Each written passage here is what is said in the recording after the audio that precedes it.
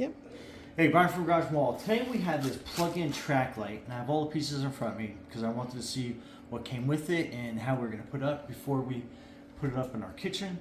So a couple things I found out. One, I had to drill a second hole here. Again, not a big problem, but definitely drill a second hole so that way you have something to mount it to, because it does not come with a second hole, it comes with the one. Give you more stability. Then you take this track piece off. It basically has a screw. You unscrew that, then you pop the end off, and then this is your connector. If you look at the connector, it's got two and then one, so you're going to be lining it up onto your track so you can see 2 and 1.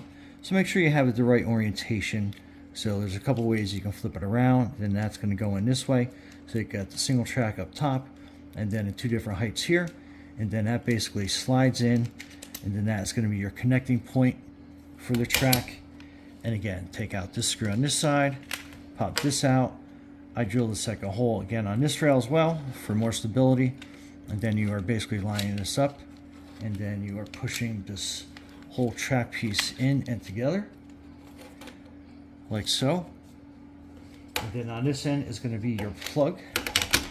So you take the plug out, and then your plug piece basically goes the same way. You have both the electrified tracks right here. So this is on the bottom, the single one goes on top, so that it lines up to your track piece, and then that goes forward. And again, these do slide apart, so we'll tighten up everything once we get the assembly piece together.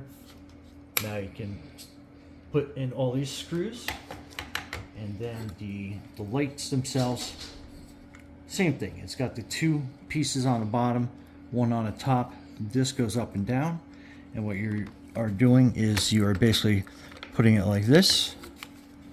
You're sliding this piece up, and then that makes your connection for your track light. Okay, let me mount it and I'll show you what it looks like after we have it up.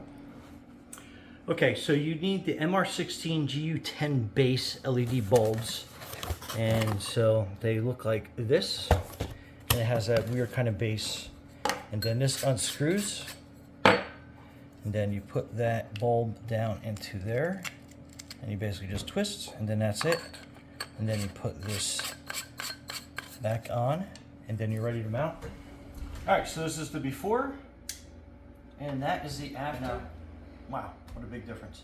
Anyway, Brian from Garage Mall, thanks for watching, and be safe out there.